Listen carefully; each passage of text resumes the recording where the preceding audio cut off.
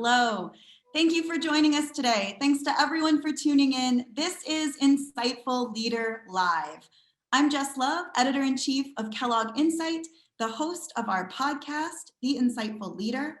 This is the last webinar in our inaugural season. We're going to be taking a break this summer, but we're already planning to kick off another fantastic season in the fall. Today, Professor Victoria Medvec, who will be answering all of our questions about how to negotiate for ourselves. Before we get started, some housekeeping. Right now, everyone is using the chat function to tell us where you're from. That's great. This time, we're actually going to keep the chat functionality open throughout the session. You can respond to various prompts as we go along.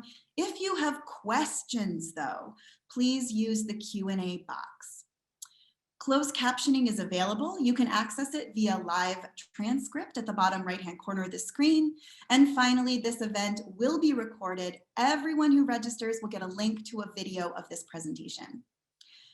After a pretty intense year, some industries and organizations are seeing historic levels of turnover.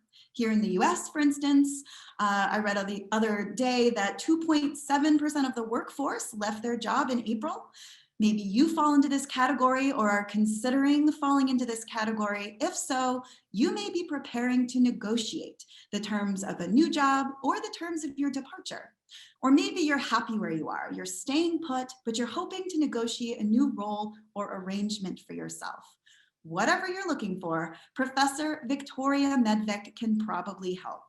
Professor Medvec is a professor of management and organizations at Kellogg. She's also the co-founder and executive director of the Center for Executive Women at Kellogg and the CEO of Medvec and Associates, a consulting firm focused on high-stakes negotiations and strategic decisions. Her book, Negotiate Without Fear, Strategies and Tools to Maximize Your Outcomes, will be released early next month. Today, she's sharing some insights from her new book. She'll start with a quick overview of some key points, and then we're going to transition into Q&A. So I hope you bring lots of thoughtful questions for Professor Medvec. Thanks. I will turn it over to you, Professor.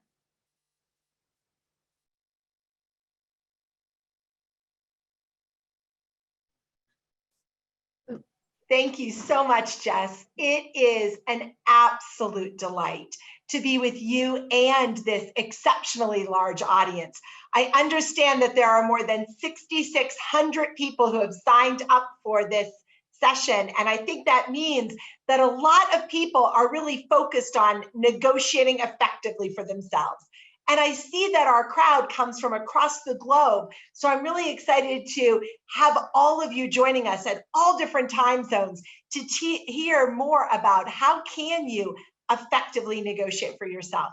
You know, Jess, it's so interesting that that topic is so pressing in our minds that when I was writing my book, Negotiate Without Fear, I decided that I should include a section in each chapter that would focus specifically on negotiating for yourself, with at least one, maybe even more than one section, taking the strategies from that chapter and applying them to this very important negotiation.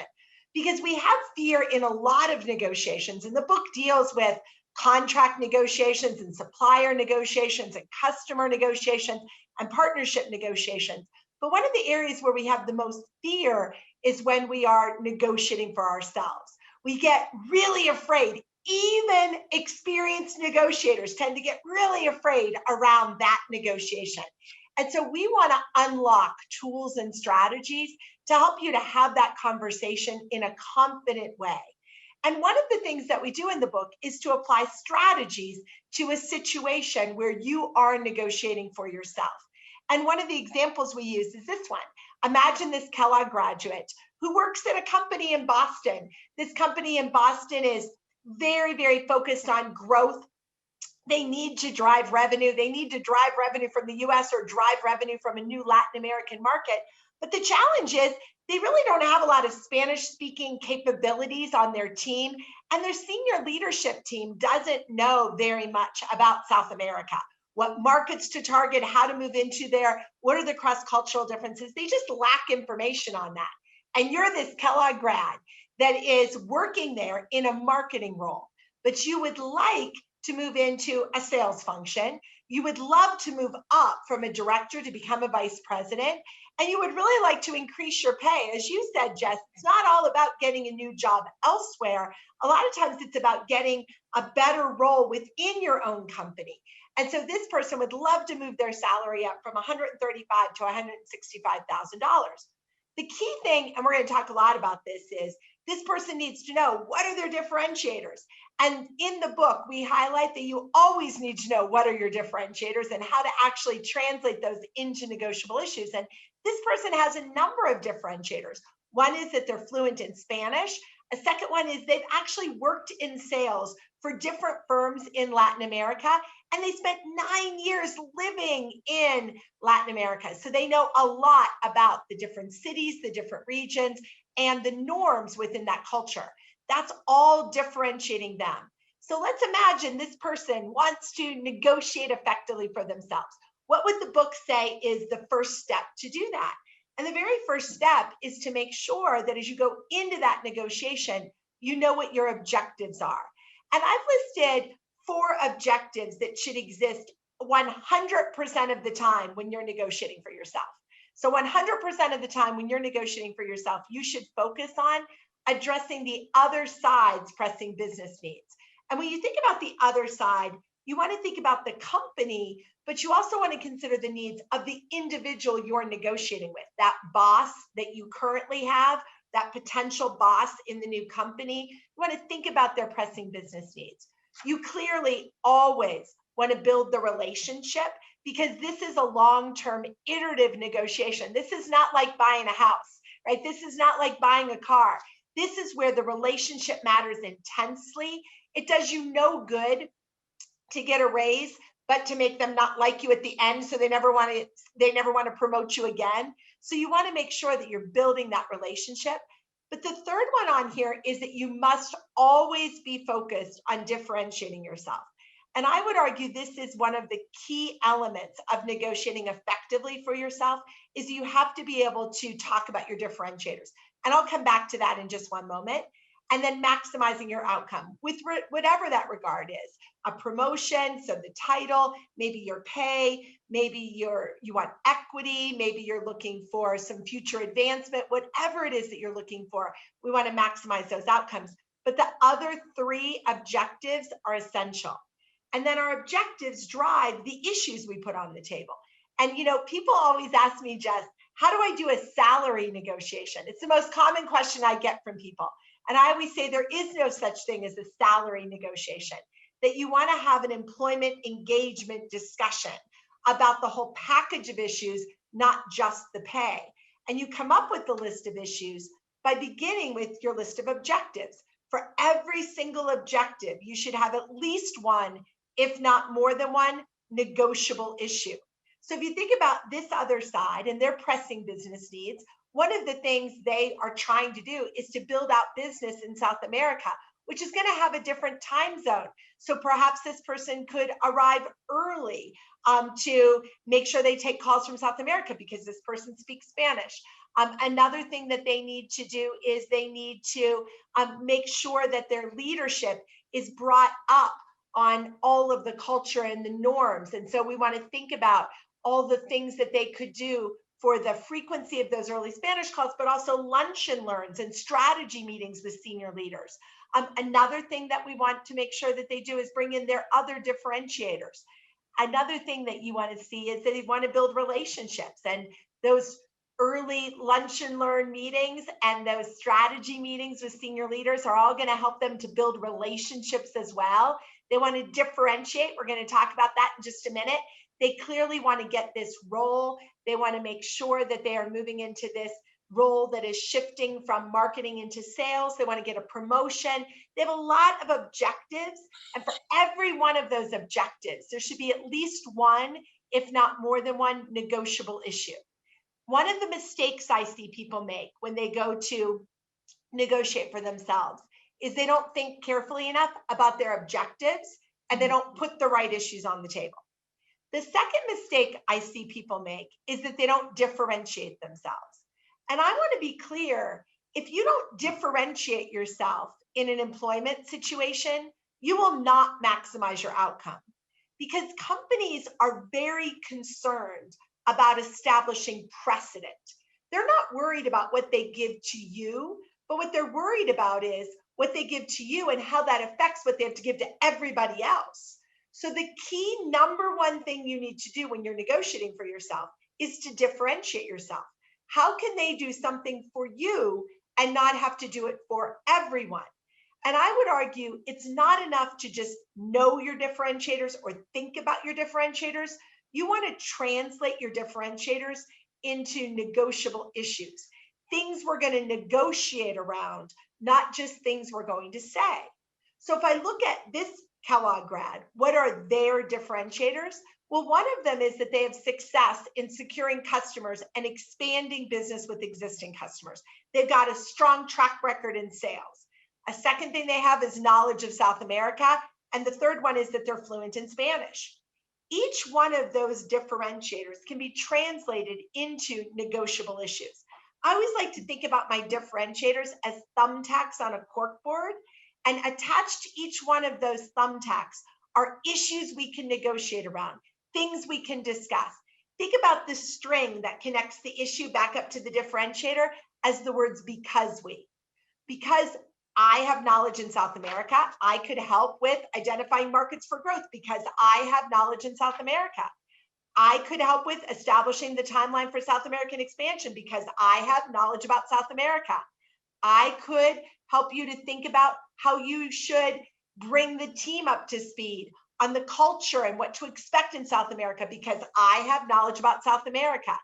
I'm fluent in Spanish. I could do the interviews for you to pick the Spanish speaking team because I am fluent in Spanish. You see the idea of this. I have an experience in securing customers and expanding business. So I'm willing to bet on the business development that I can achieve in South America because I have that experience. So you want to make sure that every one of those differentiators is translated into issues you're going to negotiate around, not just things I'm going to say. And then I'm going to take those differentiators and all of the other issues that I put into the mix, and I'm going to lay them out on an issue matrix. So in the book, in the first chapter, it's going to talk to you about the importance of all the strategy. But in chapter 2, it's going to get right into putting the right issues on the table, identifying your differentiators, laying out a differentiation chart, and then looking at all of your issues along an issue matrix. And this is key. Before you ever open your mouth to negotiate for yourself, you should look and make sure you've got the right issues on the table. So I lay them out on a 2x2 table where the x-axis, the horizontal axis, is about what's important to you. And the y-axis, that vertical axis, is what's important to the other side. You end up with 4 quadrants, 3 of them with names are important. You know, contentious issues will always be on the table. Those are things that are really, really important to you and really, really important to the other side. Everybody right now in chat, give me an example of a contentious issue that frequently comes up when we're negotiating for ourselves. Everybody right now in chat, what do you say? What's a contentious issue that frequently gets discussed? And I see lots of salary, right? Salary is absolutely in the contentious quadrant. Salary is a contentious issue. There will always be contentious issues on the table. The key is not to eliminate contentious issues. The key is to make sure that you have lots and lots and lots of storytelling issues on the table. Storytelling issues are things that are really, really important to the other side and easier for you to give.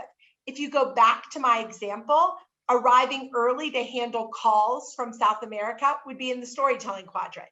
Another storytelling issue would be lunch and learns on the South American culture. Another storytelling issue would be meetings with the senior leaders to target what cities we should identify. Another storytelling issue, though, would be a bet on the revenue we can generate in South America. A contentious issue might be the metrics or the amount that is attached to that bet, but the willingness to bet on that would be a storytelling issue. Lots of storytelling issues. I want more storytelling issues than anything else because I use them to get more of what I want on contentious issues and on trade-off issues. Trade-off issues are things that are super important to me and easier for the other side to offer. So some of you put in chat that another contentious issue is title, and title could be a contentious issue.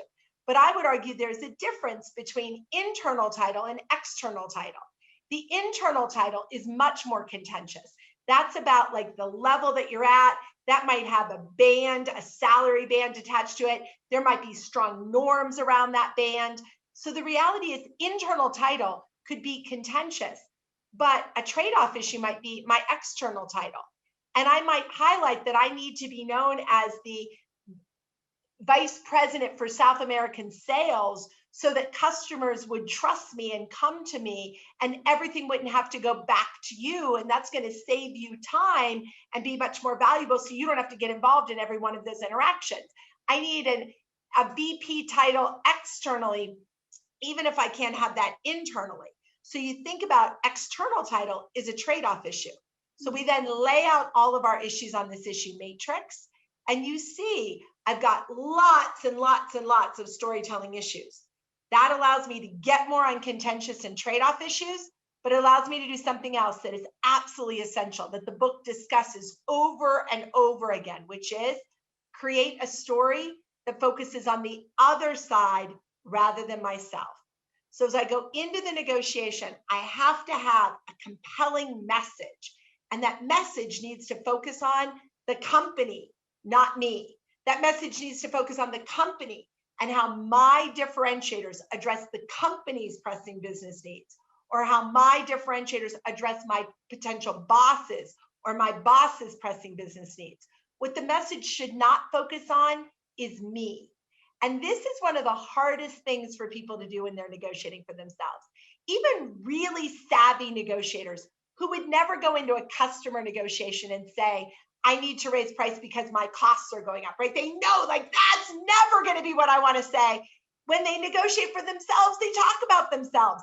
Kellogg students do this all the time. They talk about their need to go on a summer vacation before they start their work, so their start date has to be later. They talk about themselves. Why? Because what I want is so salient to me. I have a hard time translating that into something that is really important for them. But I need to take the time to think about my message. And my message needs to focus on how my differentiators address their pressing business needs. And I want to make sure that's my message. And then I want to reinforce that message with a multiple offer. If you've ever used a multiple offer before, let me know in chat your familiarity with this strategy. From 0, which is, I have no idea what you're talking about, to 5, which is, Vicki, if you're tired right now, I could take over and do the discussion. From 0 to 5 in chat, how familiar are you with using a multiple offer? How often have you used multiple equivalent simultaneous offers before? And if you've ever used them, put into chat what you see as some of the advantages of them. Because I will tell you that we spend a lot of time in the book on the advantages of multiple offers. I am a huge fan of going to the table with 3 options at the same time. And one of the big advantages of that is that it allows me to create and convey a compelling message. I actually use my multiple offer as a storyboard. And I do that based on what I'm varying versus what is constant. So think about my multiple offer, which we call a mezzo. My mezzo is I need to create that mezzo.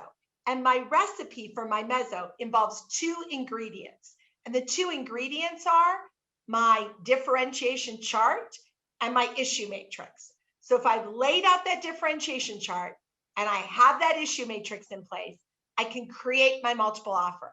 And I create it by varying the storytelling issues, holding constant the trade-off issues, and generally holding constant the contentious issues. So it looks just like this. So when you go into that negotiation, this is the template. And we go through this in the book with lots of different examples, including examples for your own negotiation and how you would use this to negotiate for yourself. Just to apply that back to my Kellogg graduate, this might be the multiple offer that would be created. And one of the things that you will see here is that the storytelling issues are varied at the top. So we could be a VP of sales for the South American region, or we could be a VP of sales. And what is the difference? What are my responsibilities? In the first 2 options, we're really developing that South American region quite rapidly. In the third option, we're going to first build sales in North America because company it's revenue. And then we're over 18 months going to develop what's happening in South America. So you see, the third issue is how rapidly are we doing this? And it really relates back to the responsibilities of where will I spend my time? Will I be focusing on growing business in South America, teaming with the executive leadership team to pick those locations, making sure that I'm hiring people, boots on the ground in South American markets and ready to do that work for our company? Will I be handling key customer accounts in South America with US accounts that have a large presence in South America? And that's what you kind of see in the first two options. And in the third option, you see a very different set of responsibilities where I'm really going to first work on building business and retaining business in North America.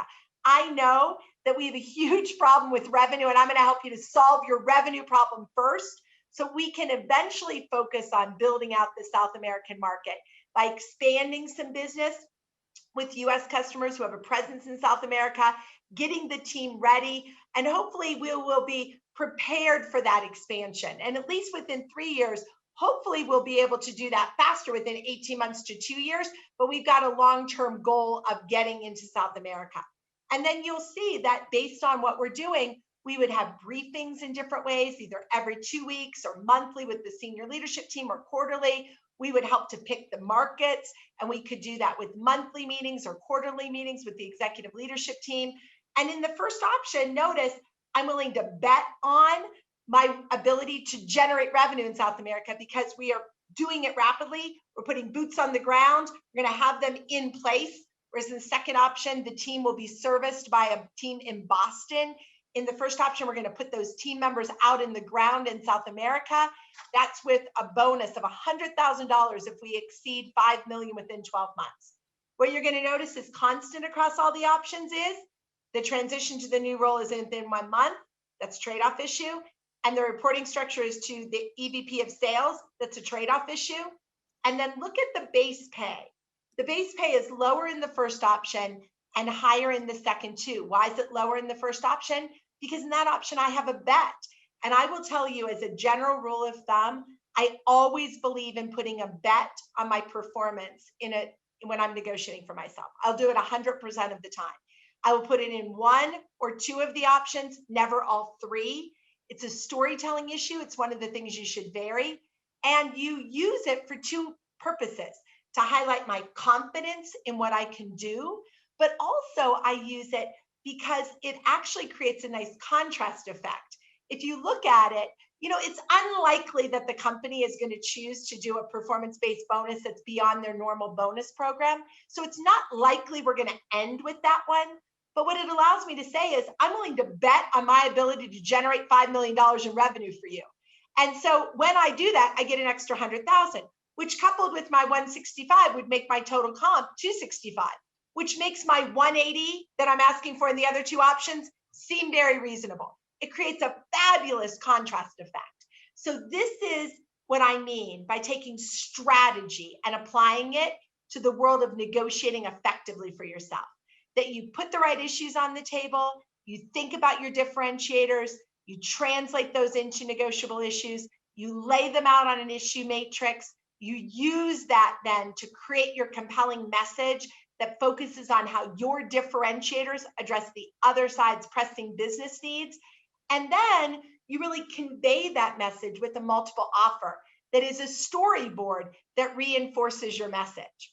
So I thought I would just summarize with those key strategies that are presented, and then just be open to taking any questions at all from people who are on the call that we can answer. Thank you. That was absolutely fabulous. No surprise.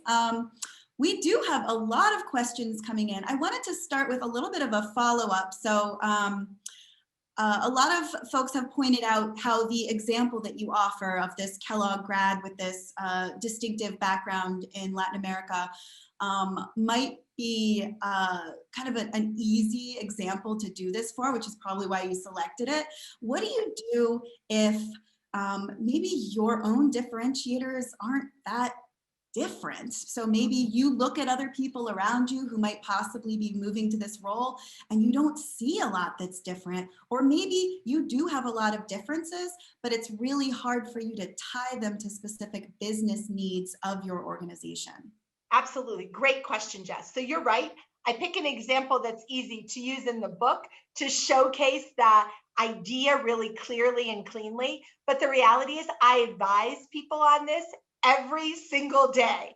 And I find differentiators in everyone that I talk to. So the first thing I will say is that the answer, I have no differentiators, cannot be your answer. If that's your answer, you're in bad shape. Because the reality is, if you cannot make yourself look different, then you cannot address the question of how do I get more without them establishing a precedent of having to do it for everyone else. So it is the single most important part of getting ready is to dig in and think about your differentiators. Now, I would argue that everybody has unique capabilities, unique competencies, unique knowledge. Sometimes my knowledge is I've been doing it for a really long time. Sometimes my knowledge is I've worked with that customer for a really long time. Sometimes my knowledge is I came from a competitor and I know all about this industry and these relationships. Sometimes my unique knowledge is I came from finance and I'm working in marketing, but I can bridge this back and explain to marketing people the financial implications of our marketing ideas. There is always a differentiator if you first start by thinking about what it is. And I refuse to let people tell me they don't have one. Because the reality is, if you don't have one, you're making your job really hard. You can always come up with differentiators. The harder thing is to translate them into negotiable issues.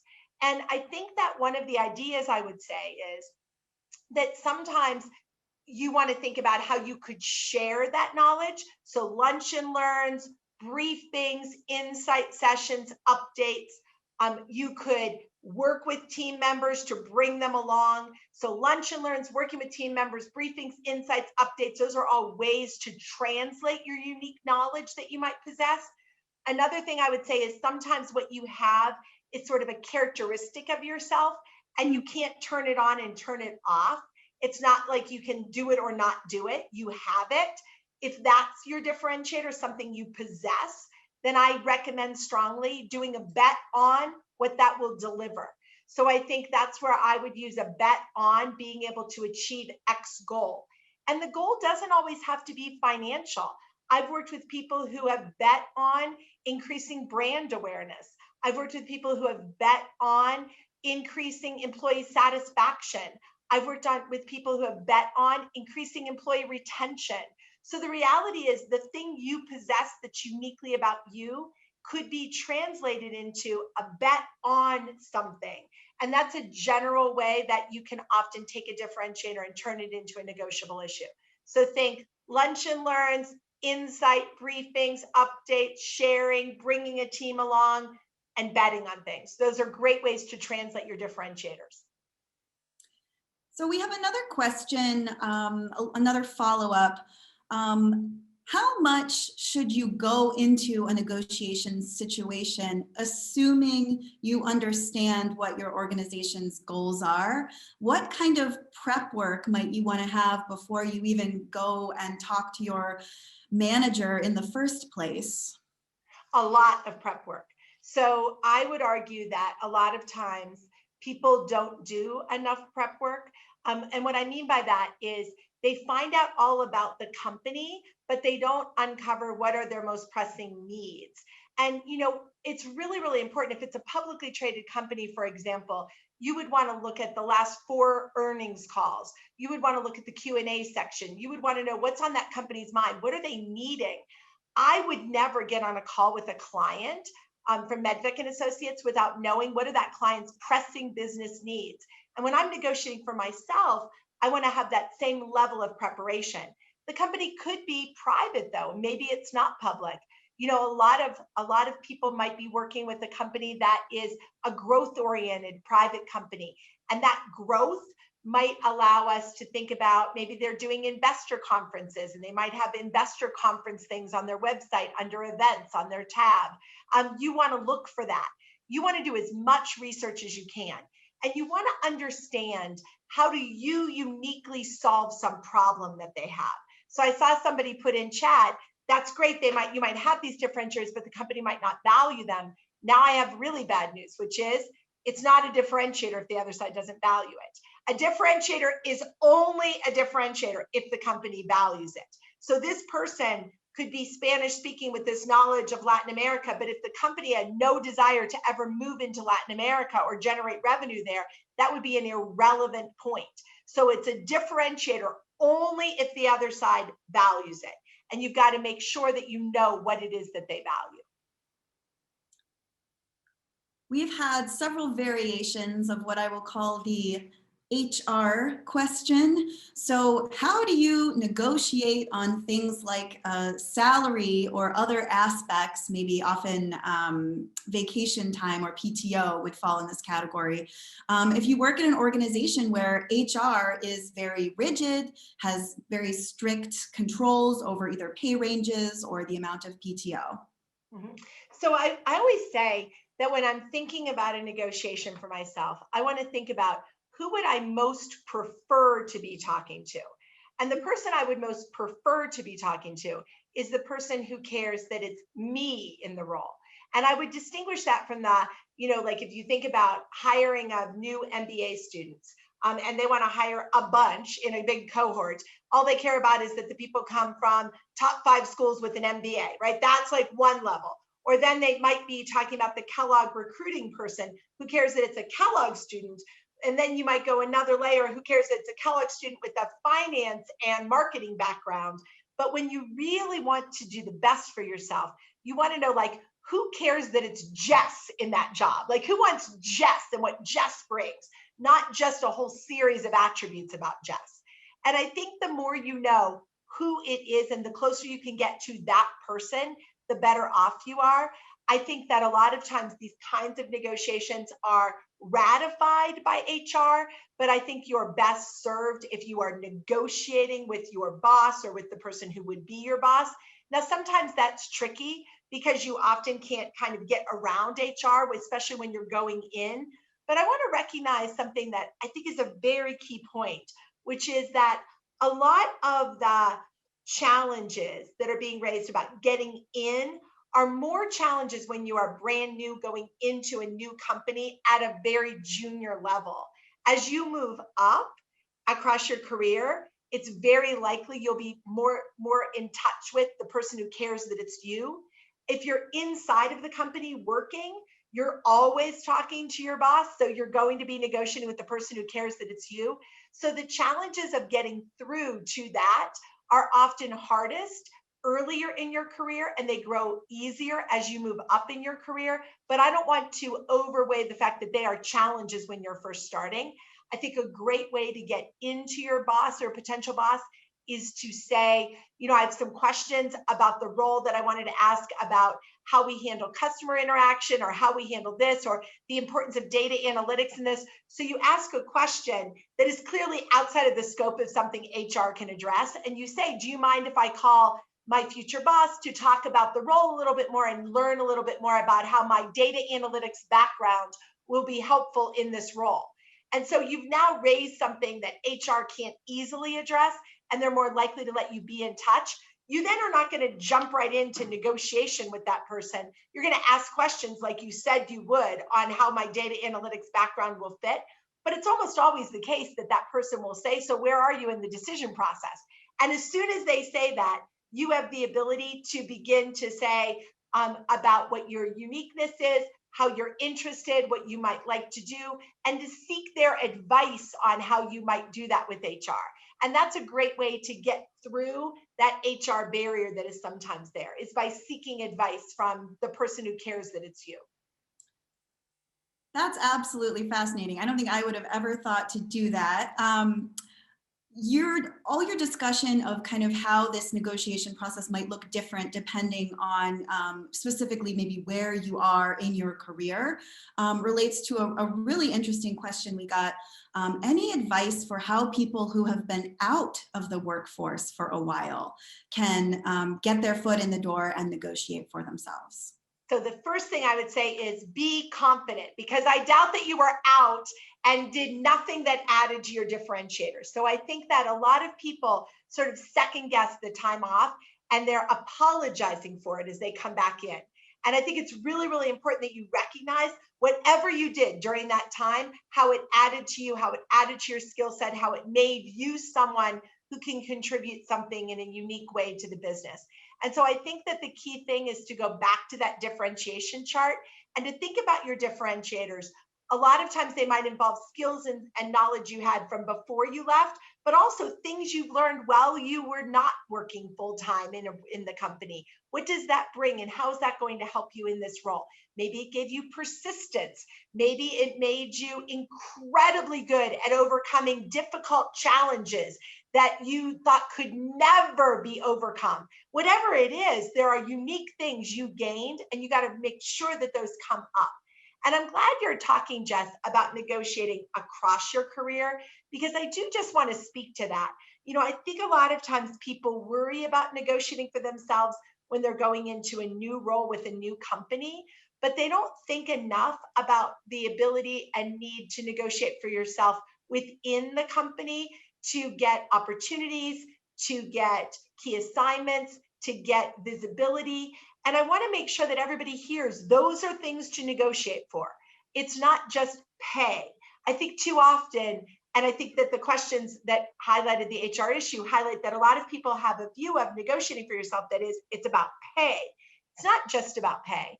It's about pay, but it's about promotions. It's about key opportunities, about key assignments, visibility, opportunities for other interaction with customers, whatever those things are. You want to think broadly about that set and make sure that as you go into the negotiation, you're really focused on those broad goals that you might have in your objective list and making sure that you're negotiating broadly for those things. So don't think that negotiation ends when I get the job. Negotiation continues onward. So as you said, it's about negotiating on my way in. It's about negotiating my way up.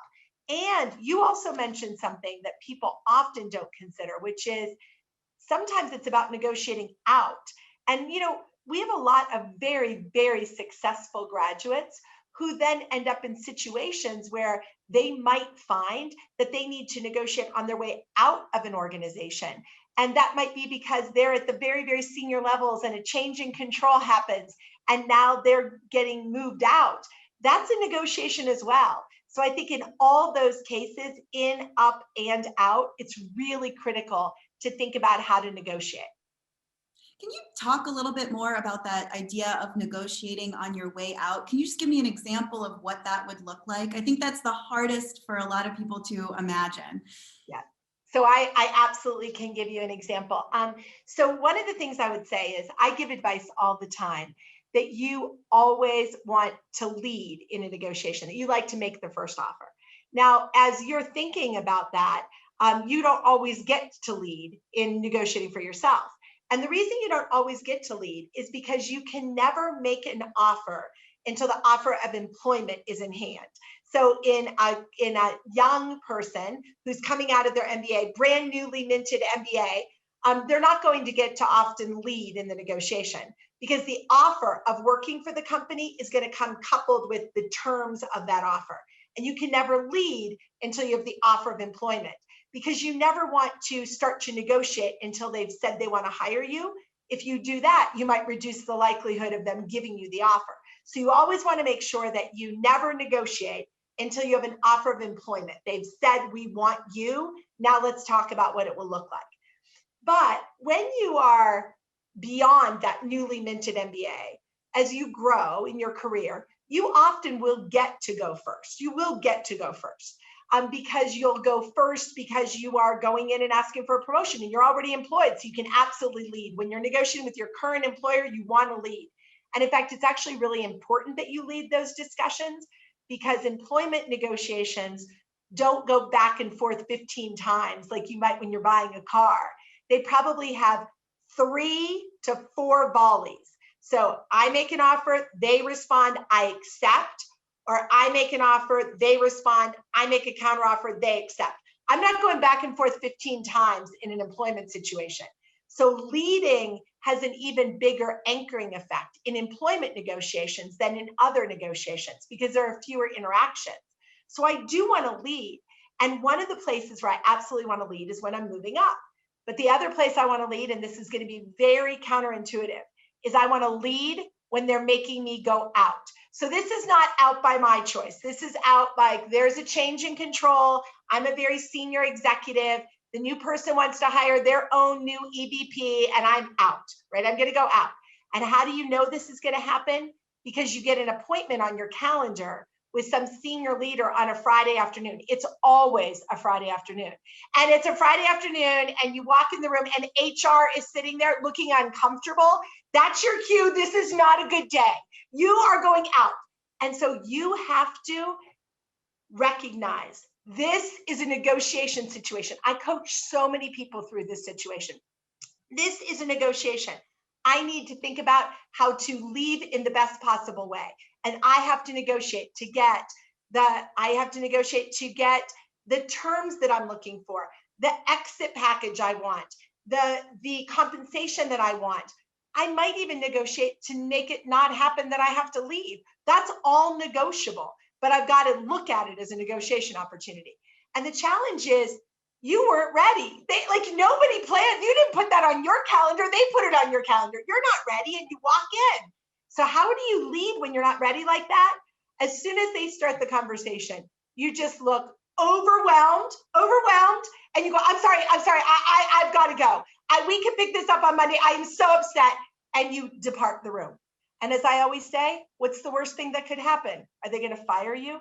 I mean, they were going to fire you anyway. So as soon as you know that that's going to happen, you leave the room and you go get ready for the discussion because you want to go in there and lead. You want to lead that conversation. And as soon as they have started with what is normal, what is typical, you have created a back foot situation. Because as soon as they're telling you what's typical, you are no longer positioned as well to differentiate yourself. And you've got to differentiate yourself. So I would argue you want to negotiate on your way in, on your way up, on your way out. And the book talks about those things. Oh my goodness, that is just such an image. I can already imagine the fun practice sessions. So questions that people have? Yeah, we're getting so many questions. So back when you were talking about all the various things that people can negotiate about, we had an interesting one. Can you negotiate on workload? Let's say you're feeling very burned out. How do you make the case for being allowed to pull back a bit? Right. So I think the key in that is two things. First of all, I do want to just draw attention to a gender effect that we talk about in the book that's been well documented, which is that women are less likely to negotiate for themselves than men are. And that is very true around workload. So women will just do more and more and more and more and more and then quit. That's what women do. They do more and more and more. They get really, really frustrated. They leave. And I always tell people, never depart without negotiation. Leaving, as I often say, does not have an expiration date.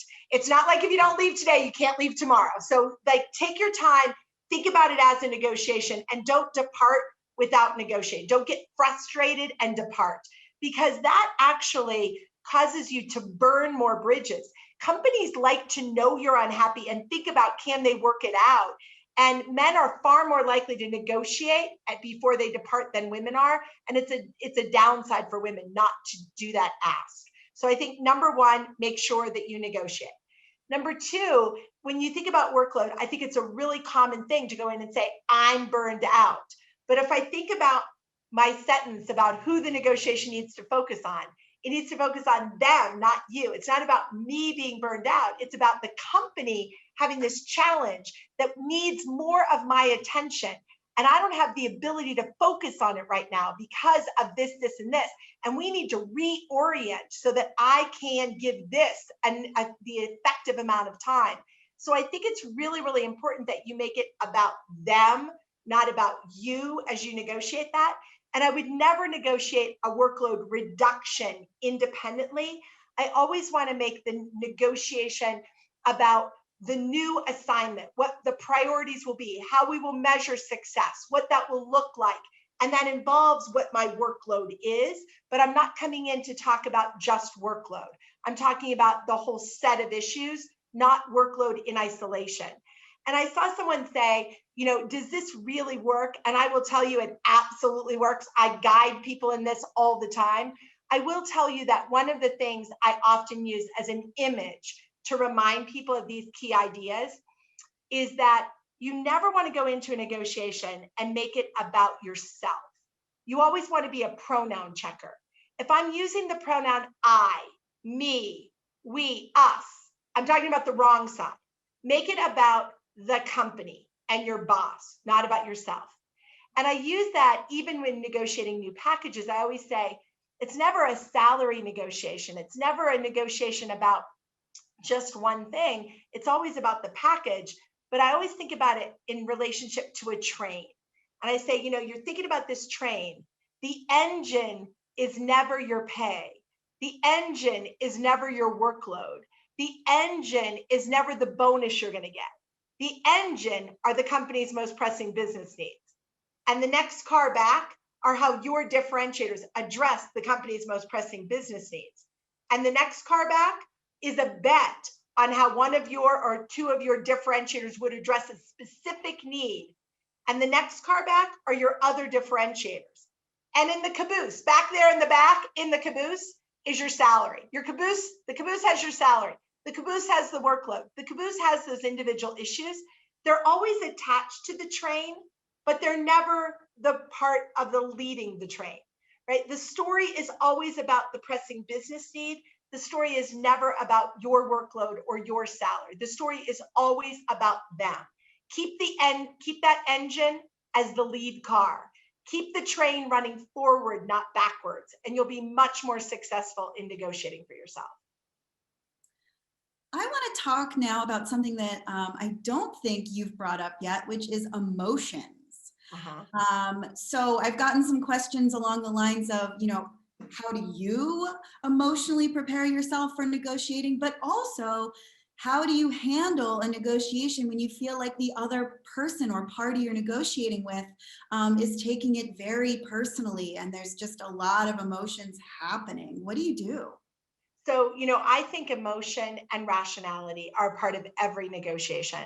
And I actually think it would be short-sighted to believe that rationality supersedes emotion. I mean, every single day, people walk away from perfectly rational deals. And they walk away because they're unhappy or they're angry or they're mad or they want to get back at the other side.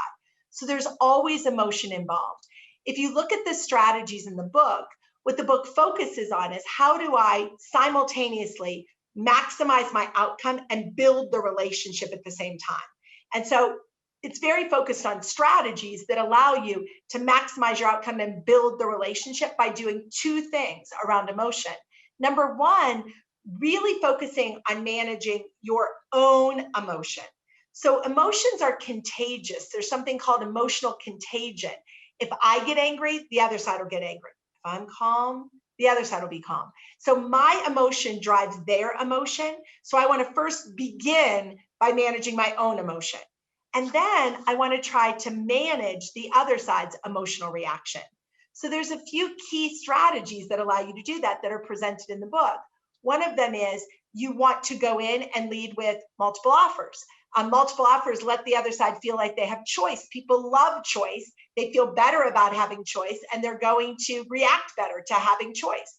We know that when you lead with multiple offers, the other side not only gets more anchored on your offer, but they actually see it as more credible. They spend more time on it. And we actually have demonstrated in our lab that there's a sincerity effect, that people actually believe that that offer is more sincere. They're less likely to counter with a really strong counteroffer when you lead with multiple offers. So there's a huge advantage to going in with multiple offers. There's a huge advantage from managing an emotion reaction to going in with an ambitious goal. And that seems really counterintuitive. Why would I be more ambitious if I'm worried about their emotion? Well, the reality is a more ambitious goal gives me more room to maneuver, more room to adjust, more room to concede. And those concessions feed positive emotions. People like to see you concede. They feel like they're winning when you concede. So it actually helps to improve the emotional reaction. when you go in with multiple offers, go in with an ambitious goal, leave yourself room to concede. Those are all critical strategies for managing emotion and maximizing your outcome and building the relationship. This is a tricky one. How would you recommend negotiating for a new manager? Let's say somebody ahead of you who you would normally be actually negotiating with is kind of the bottleneck or the problem here. Any advice? Yeah, so I do have advice. And in fact, I saw some people saying in the chat, how do the idea of options affect this? And I will just speak to that broadly and then talk about it in this context. So options are really, really key because my options give me the biggest source of power. My options define my BATNA, my best alternative to negotiated agreement. And in a negotiation, my best outside option is always my biggest source of power. Now, that said, I am not a person who recommends that you are constantly getting new offers. I'm not someone who says go on the market every year, although there's a lot of evidence that people who do that do end up with more because there's often a kind of market rate. But I would argue you often damage a lot of relationships doing that. So I'm a person who recommends that you not get an offer every year, but instead that you always know where you would be working if you weren't working where you are right now. Do you know that right now, Jess? Do you know where you would be working if you weren't at Kellogg right now? I can tell you, I always want to know, where would I be if I wasn't here right now? What would I be doing if I wasn't doing this right now? That's about building out your network. It's about having people know your capabilities. It's about having visibility. It's about making sure that people understand your skills and differentiators. That's a great thing to do with your network and expanding and building your network. Then the second piece of that is, I want to make sure that I have options, and I want to make sure that I have options externally, but I also want to have internal options. Because if I'm in a situation, and we've all been there before, you've been the person who's the super high contributor, your manager is like, that is helpful, that is good, I like that, they do what I need. That manager has no interest and no intention to ever move you anywhere, right? Or that manager may be mistreating you. I mean, there's lots of things that could be happening with that manager who is the block.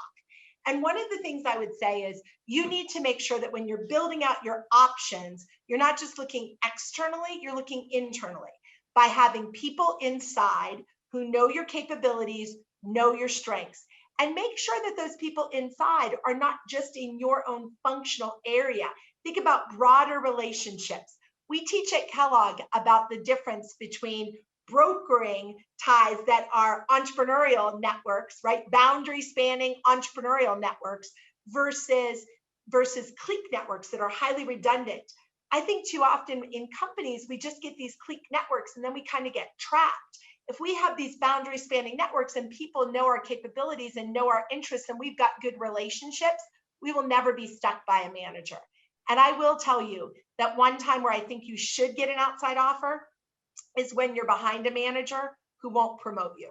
So if you're in that situation, it's one of the situations where I encourage you to get an outside option.